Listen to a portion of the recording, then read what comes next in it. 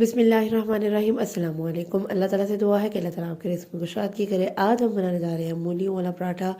सर्दियाँ हों और इस तरह की कोई चीज़ ना हो तो मज़ा नहीं आता।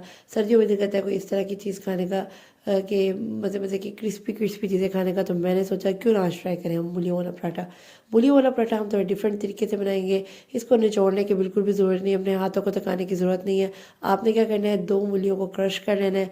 क्रश करने के बाद उसको आपने इसी तरह से पानी निकाले बगैर आपने उसको पैन में ऐड कर देना है, जैसे मैं कर रही हूँ। ठीक है, आपने पैन ऐड करने के बाद आपने इसका क्या करना है, इसी तरह इसमें ना पानी ड्राई होता रहेगा, इसी पैन में पानी ड्राई होता रहेगा।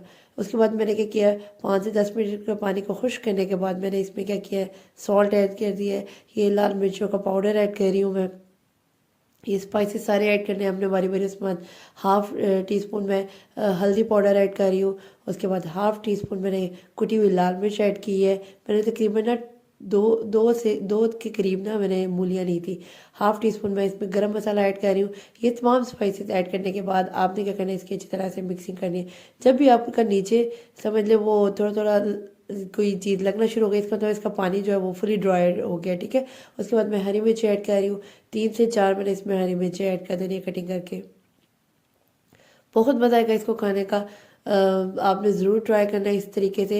ये थोड़ा नया तरीका है, लेकिन इससे ये है कि आपको इतनी मेहनत नहीं करनी पड़ती। बस आपने स्टोव पे रख के इजीली आपने पका लेना है। ठीक है, हरी मिर्ची ऐड करने के बाद इसमें मैंने क्या करना है, इसमें हरा धनिया ऐड करना है। हरा धनिया भी आपने अच्छे तरीके से ऐड करना है, तो थोड़ी ग्रीनरी ग्रीनरी आ जाएगी आपकी ना इसमें। आपने हरा धनिया ऐड करना है। हरा धनिया ऐड करने के बाद इसकी मिक्सिंग कर लेनी है। मिक्सिंग करने के बाद नेक्स्ट पोर्शन पे आपने क्या करना है, इसको थोड़ा सा आपने इसमें सूखा धनिया भी डालना है। ठीक है, सूखा धनिया और ज़ीरा डालना है लास्ट पे। वो थोड़ा मैं क्रश करके डाली थी तो वो ऊपर ही रह गया, कैमरे के सामने आया ही नहीं। ठीक है, 1.5 टी स्पून आपने सूखा धनिया और तकरीबन 1 टीस्पून ही आपने इसमें ज़ीरे का भी डाल देना है। ठीक है, उसके बाद मैंने क्या किया, इसको थोड़ा सा ठंडा होने के लिए रख दिया था। फिर मैंने साइड पे आलू बॉईल किए हुए थे। आलू जो है वो मेरे फुली सॉल्टी आलू है, क्योंकि मैंने इसमें नमक डाल के इसमें बॉईल किया था, इसलिए इसमें और नमक डालने की बिल्कुल भी ज़रूरत नहीं है। स्पाइसेस मैंने ऑलरेडी ऐड कर दिए थे। उसके बाद मैंने क्या किया, ये पेड़ा बना लिया है। पेड़ा बनाने के बाद मैं इसको बेलूँगी अच्छी तरह।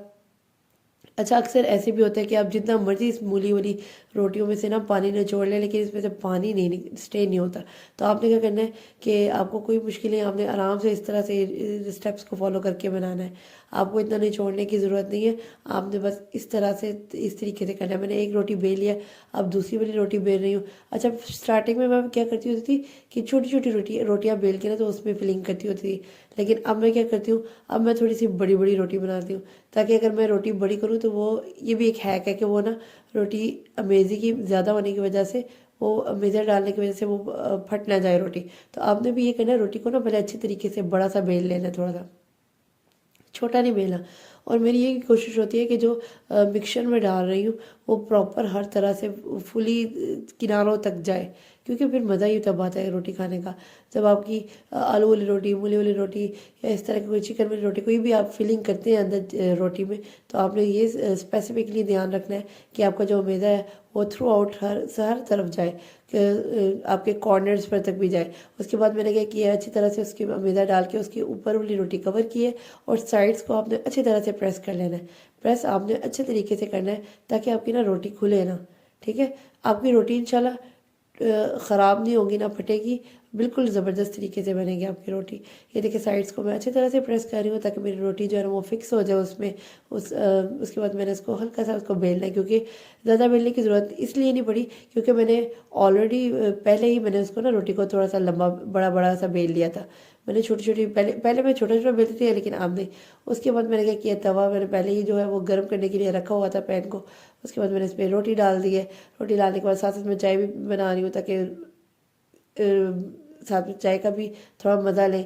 वो इसका एक बॉयल चाय होना शुरू हो गई, तो मैंने उसको बंद कर दिया था। मैंने कहा पहले रोटी बनाऊँगी और उसके बाद फिर चाय के साथ पीऊँगी, खाऊंगी इस रोटी को ना। तो उसके बाद मैंने तवा के लिया। अच्छा, एक बात आपने याद रखनी है कि जब आपकी रोटी इस आपकी रोटी की जो शक्ल है वो इस तरह की हो, तो तब आपने ना इसमें घी ऐड करना है। थोड़ा सा क्रिस्पीनेस आ जाती है इसमें। आपने बिल्कुल की स्टार्टिंग में इसमें ऑयल या घी नहीं ऐड कर देना, क्योंकि ये जो है ना क्रिस्पी रोटी बनाने के लिए आपको ये काम करना लाजमी है। तो सिर्फ चाय बॉयल हो रही होगी हो गई थी और वो मैंने फिर साथ ही इसको चूल्हा बंद कर दिया। आपके साथ भी कभी ऐसा होता होगा कि आप दो तरफ काम कर रहे हैं तो दूसरी तरफ भी कोई कुछ ना कुछ इस तरह का सीन हो जाता होगा। तो मैंने क्या किया, उसने चूल्हे को बंद कर दिया और दूसरी तरफ मैं पराठा बना रही हूँ उसको।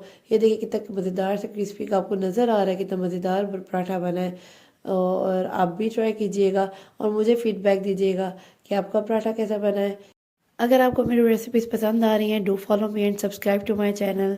Don't forget to share it with your friends and family. मैं तो चले इंजॉय करने, आप भी बनाएं खाएं और इंजॉय करें।